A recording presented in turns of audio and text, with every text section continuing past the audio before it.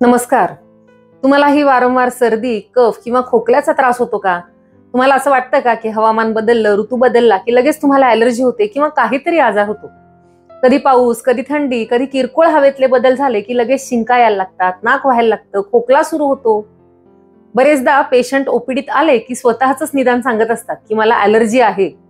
ढगाळ हवा, पाऊस, थंडी अशा कुठल्याही बदलांची मला ॲलर्जी होते आणि सर्दी खोकला सुरू होतो. पण थांबा, कारण ही केवळ वातावरणाची, हवामानाची किंवा ॲलर्जीची गोष्ट नाहीये. यात तुमच्या शरीराची जी प्रतिकार शक्ती आहे, तुमच्या ज्या दैनंदिन सवयी आहेत, यांचा सुद्धा मोठा सहभाग असतो. म्हणून तात्पुरती अँटीबायोटिक्स किंवा अँटी ॲलर्जिक औषधं घेऊन दीर्घकाळ फायदा मिळतच नाही. तेवढ्यापुरता तुमचा आजार, तक्रार बरी होते आणि थोड्या दिवसांनी पुन्हा तेच चक्र चालू होतं. यावर आयुर्वेदाकडे आहेत प्रभावी, सोपे आणि सगळ्यांना नक्की करता येतील असे 5 उपाय, जे तुमचं आरोग्य किंवा तुम्हाला ॲलर्जी पासून मुक्त करणार नाहीत तर स्ट्रॉंग सुद्धा बनवतील. स्वागत आहे तुम्हा सगळ्यांचं अर्हम आयुर्वेद या आपल्या शास्त्रीय युट्यूब चॅनलमध्ये, जिथे आपण आयुर्वेदाचे मूलभूत आणि प्राचीन सिद्धांत आणि सध्याची धावपळीची जीवनशैली यांची सांगड घालून अधिकाधिक निरोगी कसं राहता येईल याविषयी चर्चा करत असतो. आयुर्वेदाचा महत्वाचा पहिला सिद्धांत आहे, म्हणजे कुठल्याही आजाराची चिकित्सा करतानाचा सिद्धांत म्हणजे निदान परिवर्जन. म्हणजे ज्या कारणांमुळे रोग उत्पन्न झालाय ती कारणं दूर करणं हे महत्वाचं. आणि म्हणूनच आयुर्वेदिक डॉक्टर्स पेशंट्सना तपासताना कुठल्या कारणामुळे आजार झालाय याची सविस्तर माहिती घेतात. त्यानुसार त्या पेशंटला आहार, विहार किंवा एकंदर जीवनशैलीच्या बाबतीत सविस्तर सल्ला दिला जातो, ज्यामुळे आजार बरा झाला तरी पुन्हा होत नाही. आयुर्वेदामध्ये याला अपुनर्भव असा शब्द वापरलाय. म्हणजे एखादा आजार बरा झाल्यानंतर पुन्हा उद्भवू नये, हा सुद्धा योग्य चिकित्सेचा एक महत्वाचा क्रायटेरिया सांगितलेला आहे आयुर्वेदामध्ये.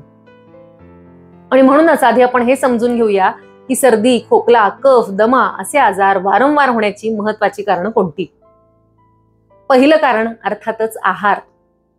दूध, दही, आईस्क्रीम, मैदा, पिझ्झा यासारख्या कफवर्धक पदार्थांचं सेवन विशेषतः पावसाळ्यात किंवा थंडीच्या दिवसात केलं तर कफ वाढतो. शिवाय रात्री उशिरा जेवण केलं तर त्यामुळे सुद्धा अन्न नीट पचत नाही आणि अपक्व किंवा आमदोषातून कफ, चिकटपणा तयार होतो. काही लोकांना खूप थंड पाणी प्यायची सवय असते किंवा सतत कूलर, एसी मध्ये राहावं लागतं. काही जणांना सकाळी उपाशी पोटी अर्धा लिटर, 1 लिटर पाणी प्यायची सवय असते किंवा शरीरासाठी चांगलं आहे, कोणीतरी सांगितलेलं आहे म्हणून तहान नसताना सुद्धा दिवसभर सतत पाणी पित राहण्याची सवय असते. सकाळी उठल्यावर भरपूर पाणी, रात्री झोपताना पाणी, कधी कधी तर अलार्म लावून पाणी पिण्याची सवय असते. आणि तेही तुमच्या तहानेपुरतं नाही तर भरपूर पाणी पिण्याची सवय. आता एक बघा बरं का, की जसं अन्न पचवण्यासाठी शरीरातली काही ना काही ऊर्जा किंवा अग्नी आवश्यक असतो, तसंच आपण जे पाणी पितो ते सुद्धा शरीराला पचवावं लागतं. जर तुम्ही अनावश्यक किंवा गरजेपेक्षा जास्त आहार घेतला, त्यामुळे शरीरात आमदोष किंवा टॉक्झिन्स तयार होतात. अगदी तसाच प्रकार अनावश्यक पाण्याच्या बाबतीत सुद्धा होतो.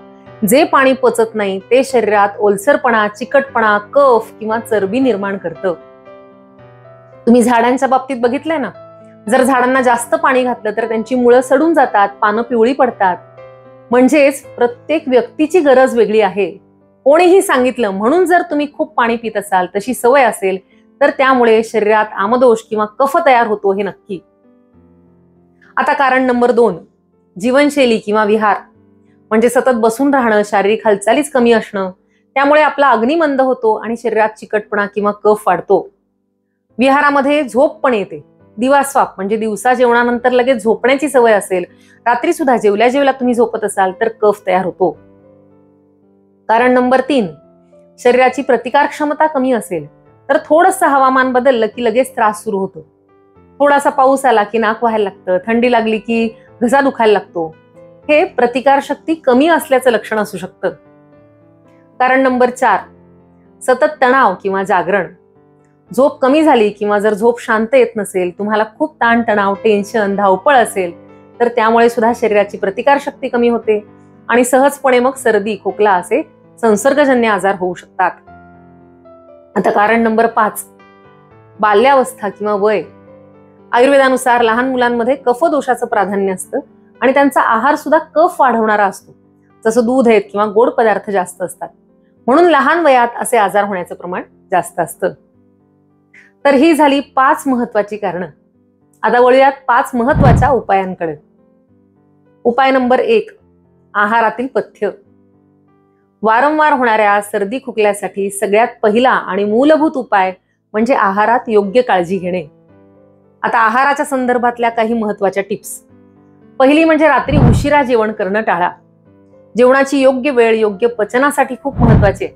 रात्री खूप उशिरा जेवलं तर अन्न नीट पचत नाही, किंवा तुमचं रात्रीचं जेवण जर पचायला खूप जड असेल, प्रमाणापेक्षा जास्त असेल, तर त्याचा परिणाम होतो रसदुष्टी आणि पर्यायाने कफदुष्टी.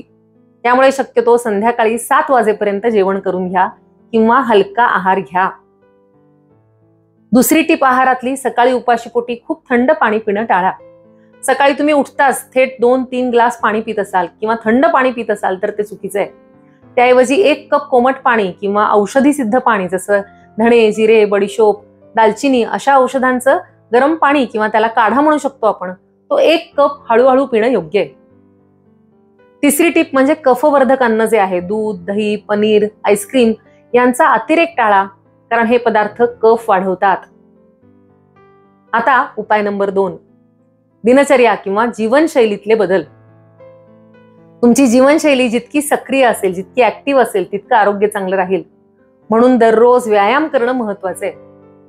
खूप फास्ट चालणं, सूर्यनमस्कार करणं किंवा तुमच्या वयाला, तुमच्या जीवनशैलीला साजेसा असा कुठलाही व्यायाम पण नियमितपणे करणं खूप आवश्यक आहे. त्यामुळे कफ म्हणा किंवा कुठलेही दोष शरीरात साचू शकत नाहीत. त्याचबरोबर प्राणायाम नियमित करणं महत्वाचं आहे.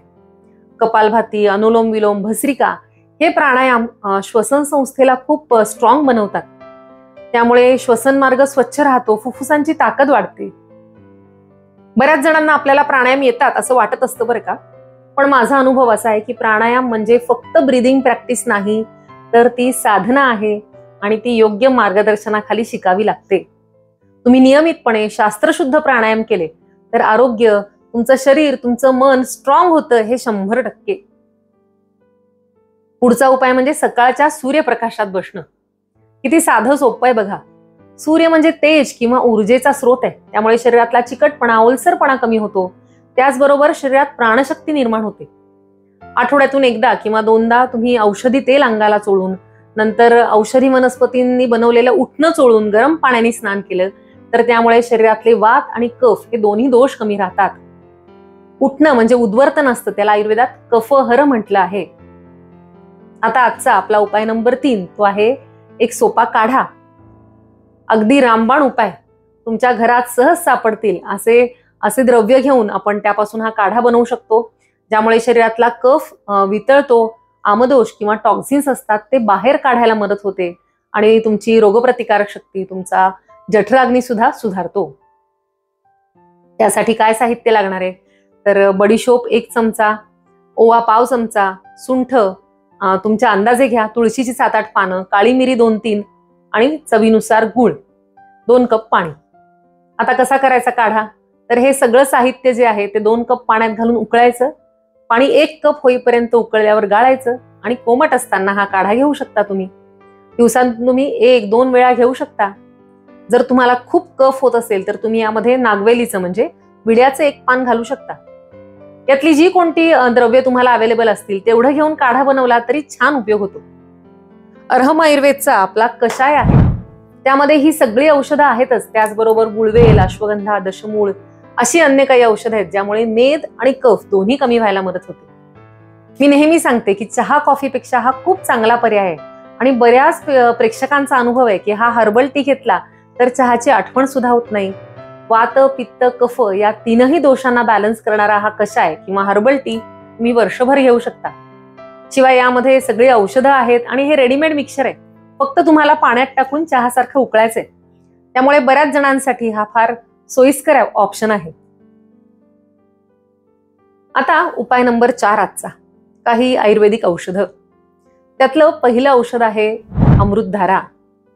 कफनाशक, जंतुनाशक, खूप उपयोगी असं औषध आहे. यामध्ये भीमसेनी कापूर, पुदिना सत्व आणि ओवा सत्व ही औषधं असतात. नाक बंद असेल, डोकं जड वाटत असेल, कफ अडकलेला असेल तर अमृतधारेचे 1-2 थेंब तुम्ही साखर किंवा मधाबरोबर घेऊ शकता. नाक बंद असेल तर रुमालावर टाकून त्याचा वास घेतला तर त्यांनी सुद्धा नाक मोकळं होतं. त्याचं नाव इतकं छान आहे आणि रिझल्ट सुद्धा तितकेच छान आहेत. प्रत्येकाच्या घरातच नाही तर पॉकेटमध्ये असावं असं हे पॉकेट मेडिसिन आहे. आपलं पुढचं आयुर्वेदिक औषध आहे च्यवनप्राश. रोगप्रतिकार शक्ती वाढवणारं सर्वोत्तम आयुर्वेदिक रसायन. यामध्ये आवळा, पिंपळी, गुळवेल, वंशलोचन, दालचिनी अशी जवळजवळ 40-50 औषधं आहेत. रोज सकाळी उपाशीपोटी 1 चमचा वैद्यांनी बनवलेला च्यवनप्राश घेतला तर प्रतिकारशक्ती उत्तम राहते. विशेष करून हे श्वसन संस्थेचं उत्तम टॉनिक आहे. फक्त एक काळजी मात्र घ्यायची की व्यावसायिक दृष्ट्या कंपन्यांनी बनवलेला च्यवनप्राश आणि शास्त्रोक्त पद्धतीने वैद्यांनी बनवलेला च्यवनप्राश यामध्ये फरक असतो. फक्त टॉनिक नाही, हे महान रसायन आहे, पण त्याची बनवण्याची पद्धत कशी आहे यावर त्याचे गुण ठरतात. आपल्या नियमित प्रेक्षकांना माहिती आहे की मी गेल्या 25-30 वर्षांपासून दरवर्षी च्यवनप्राश बनवते मोठ्या प्रमाणावर. सध्या तर हजारो किलो च्यवनप्राश आम्ही दरवर्षी मॅन्युअली आणि क्लासिकली बनवतो आणि त्याचे रिझल्ट इतके अमेझिंग असतात, त्याच्या ऑर्डर्स इतक्या असतात की आम्हाला बरेचदा तो आउट ऑफ स्टॉक डिक्लेअर करावा लागतो. पुढचं आपलं औषध आहे बालामृत. हे पण एक खूप छान औषध आहे. खरं तर याच्या नावात बाल असलं तरी हे आबाल वृद्ध सगळ्यांसाठी उपयोगी असलेलं औषध आहे. कारण यामध्ये पिंपळी, दालचिनी, वेखंड, लताकरंज, ज्येष्ठमध, गुळवेल अशी 30 पेक्षा जास्त औषधं आहेत.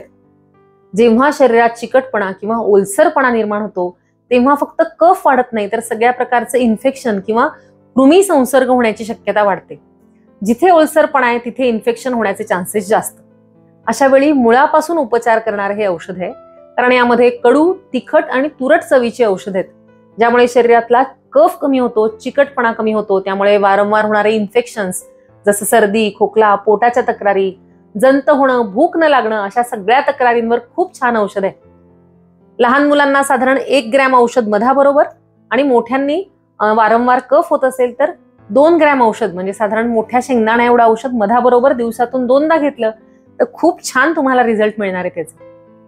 गुटीऐवजी लहान मुलांना हे औषध देण्याचा माझा सल्ला असतो. कारण गुटीमध्ये बरेचदा खारीक, बदाम अशी खूप जड औषधं दिली जातात जी पचायला वेळ लागतो. त्यामुळे मुलांचं पचन बिघडू शकतं, गॅसेस होतात. अशा गोड पदार्थांमुळे, जड औषधांमुळे त्यांना कफ होऊ शकतो. म्हणून गुटीपेक्षा चांगला पर्याय म्हणजे बालामृत. सर्वांचीच प्रतिकार शक्ती वाढावी आणि असे आजार दूर राहावे म्हणून आपण अर्हम आयुर्वेदचं इम्युनिटी कॉम्बो पॅक तयार केलेलं आहे. यामध्ये तुम्हाला मिळणार आहे एक च्यवनप्राश, बालामृत, शुद्ध मध, आपला हर्बल टी आणि अमृतधारा. या काळात आरोग्य जपण्यासाठी हे कम्प्लीट कॉम्बो आहे. तशी या सगळ्या औषधांची MRP होते 1115, पण कॉम्बो ऑफर मध्ये आपण ते उपलब्ध केले 1000 रुपयात. आपला च्यवनप्राश खूप पॉप्युलर आहे त्यामुळे त्याचा स्टॉक लिमिटेड असतो, म्हणून आजच तुमची ऑर्डर नक्की नोंदवा. आता आपला उपाय नंबर 5, पंचकर्म. शरीर शुद्धी आणि प्रतिकार शक्तीसाठीचा फायनल उपाय.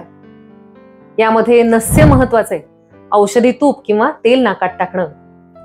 ऊर्ध्वजत्रू म्हणजे मानेच्या वरच्या भागाचा असलेला कफ किंवा कुठलेही दोष कमी करण्यासाठी अत्यंत प्रभावी उपाय म्हणजे नस्य. तुम्ही वैद्यांच्या सल्ल्यानं वेगवेगळ्या औषधी तेलांचं नस्य अशा आजारांमध्ये करू शकता. आणि दुसरा उपाय आहे वमन, पंचकर्मातला. कफदोष मुळापासून काढून टाकण्यासाठी केलेला उपक्रम. अर्थात हा वैद्यांच्या मार्गदर्शनाखाली करण्याचं पंचकर्म आहे.